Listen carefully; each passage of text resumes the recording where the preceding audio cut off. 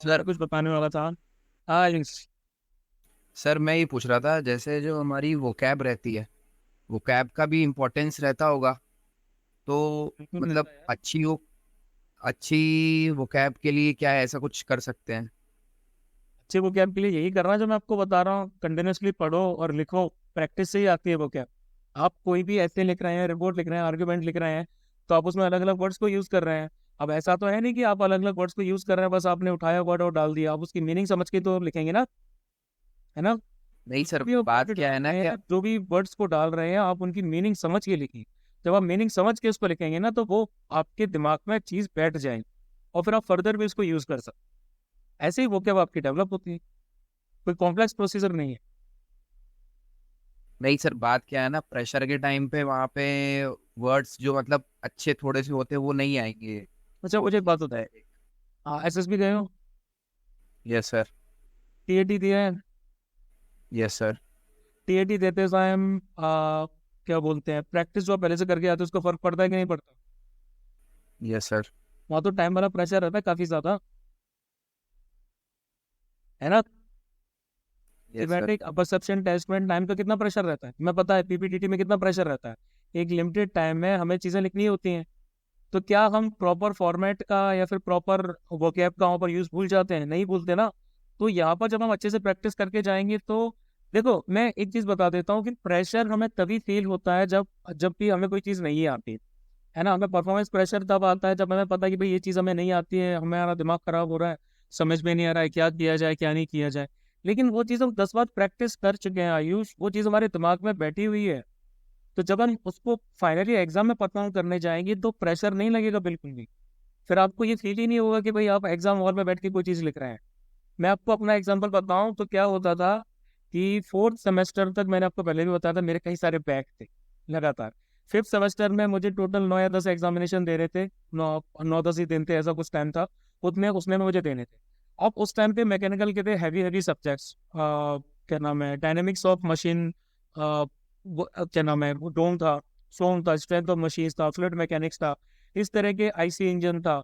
इस तरह के हैवी हैवी जो सब्जेक्ट्स थे वो थे। उन सब्जेक्ट्स में heavy heavy equations, heavy heavy concept, diagrams, फलाना ढिमाका, ये सब चीजें पहले मेरे दिमाग में नहीं आती थी क्योंकि मैं पढ़ता नहीं था। लेकिन जब मैंने ठान लिया कि भाई मुझे करना है, मुझे स्कोर करना है, मुझे अपना सीजी जो है 4.8 से 7 से प्लस ले जाना है, ये मैंने सोचा। तो जब मैंने उसके लिए पढ़ना स्टार्ट किया ना, तो जब एग्जाम हॉल में मेरे सामने क्वेश्चन आता था तो मुझे मुश्किल नहीं लगता था वो।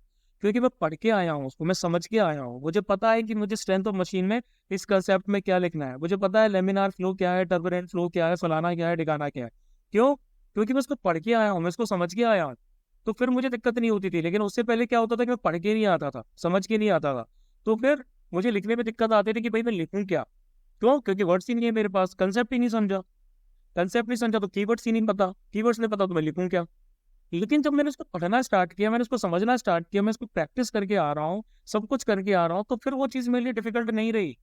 फिर मुझे हंसते हंसते मैं करके आ रहा हूँ। ठीक है। एग्जाम कंट्रोलर से झगड़ा हो गया था मेरा। क्या हुआ था कि लास्ट पेपर था हमारा, लास्ट पेपर में हम लोग थोड़ा सा 5 मिनट लेट से पहुंचे। और एग्जाम, और उस टाइम पे क्या था कि जो थर्ड सेम वाले बंदे थे, फर्स्ट ईयर वाले बंदे थे, उनका पहला पेपर था, हमारा लास्ट पेपर था। तो एग्जाम कंट्रोलर को अपनी हनक दिखानी थी। तो उसने बोल कि जो भी लोग 5 मिनट लेट आए उनको एग्जाम नहीं देने दिया जाएगा। वैसे ही दिमाग खराब था। दिमाग खराब इसलिए था कि भाई पिछले 15 20 दिन से ढंग से सोया भी नहीं था, लगातार पढ़ाई चल रही थी। और ऊपर से एग्जामिनर ने बोल दिया कि भाई 5 मिनट लेट आए तो भाई आपको एग्जाम नहीं जाने दिया जाएगा। तो उससे लड़ाई हो गई। लड़ाई हो गई, खून गर्म हो गया, उसको 10 बातें सुना दी। आसपास के जो बिल्डिंग्स होती हैं उसमें से सब लोग झांक झांक के देखने भी लगे भाई कोर्ट यार्ड में क्या लड़ाई हो रही है। तो पता चला कि श्री अरुण सिंह तोमर जो है वो चिल्ला रहे हैं, अंग्रेजी में चिल्ला रहे हैं। ठीक है। तो कहीं अंग्रेजी में चिल्लाना अपने देश में बहुत बड़ी चीज हो जाती है। इंग्लिश में अगर आप किसी को गाली भी दोगे ना तो बड़ी सोफिस्टिकेटेड लगती है। तो इंग्लिश में मैंने बोल दिया what kind of red tape is with this this और दैट, फलाना निमाका, 10 चीजें बोल दी। तो वो भी चुपचाप से खड़ा कि भाई आखिर ये बोल क्या रहा है, थोड़ा ज्यादा ज्यादा अच्छा स्टूडेंट लग रहा है। ठीक है। तो ये चीजें हो जाती हैं। अब ये सब हुआ, कांड हो गया।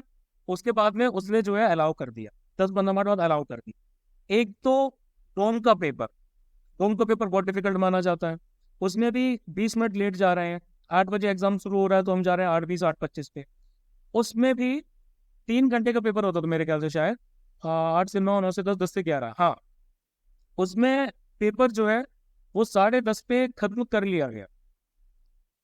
क्लास में 4 बार वार्निंग आ गई, पीयून आ गए 2-3 बार, असिस्टेंट एचओडी आ गया, एचओडी आ गया, डायरेक्टर्स वगैरह आ गए, अरोज तोमर कौन है, आपको डायरेक्टर के रूम में आना है, ऐसा करना है, वैसा करना है। वार्निंग्स लगातार मिलती जा रही हैं, वो प्रेशर अलग से आ रहा है।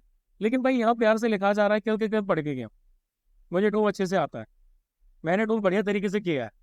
तुम आ रहे हो चिल्ला रहे हो, मुझे फर्क, एंग्जाइटी हो रही है थोड़ी कि भाई हाँ इतना बड़ा कांड करके आए हो तुम, एग्जाम कंट्रोलर पे चिल्ला के आए हो, ठीक है, आपके ऊपर डिसिप्लिनरी रिएक्शन हो सकता है, सब कुछ हो सकता है, लेकिन आप क्या कर रहे हो, आप लिख रहे हो क्योंकि आपको आता है। और आप इतने चिल मोड में हो कि आप आखिरी यूनिट के एक क्वेश्चन, जो 2 क्वेश्चन है वो छोड़ के आ रहे हो। क्यों? आपको वर्थ इट नहीं लग रहा है, अरे छोड़ो यार, इतना तो मैं करके आ गया कि मैं आज अच्छे से पास हो जाऊंगा, मैं आराम से स्कोर कर लूंगा।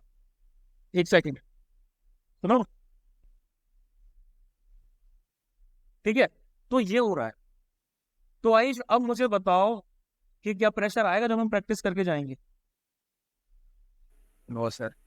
नहीं आएगा ना। हमें लग रहा है, हमें प्रेशर लग रहा है, हमें लग रहा है कि प्रेशर आएगा, क्योंकि हम पढ़ के नहीं जा रहे हैं, अभी हमारी उस लेवल की प्रिपरेशन नहीं है। लेकिन जब हमारी उस लेवल की प्रिपरेशन हो जाएगी तो आयुष बिलीव की प्रेशर नहीं आए। और मैं ये इसलिए कह रहा हूँ क्योंकि मैं आपकी तरह एक एवरेज स्टूडेंट हूँ, मैं कोई बहुत जीनियस बंदा नहीं हूँ, ठीक है।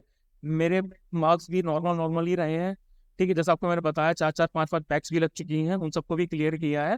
तो बस सारा खेल दिमाग का है, आप दिमाग को किस तरीके से पैसिफाई करके रखते हो, आप दिमाग को किस तरीके से काम करके रखते हो।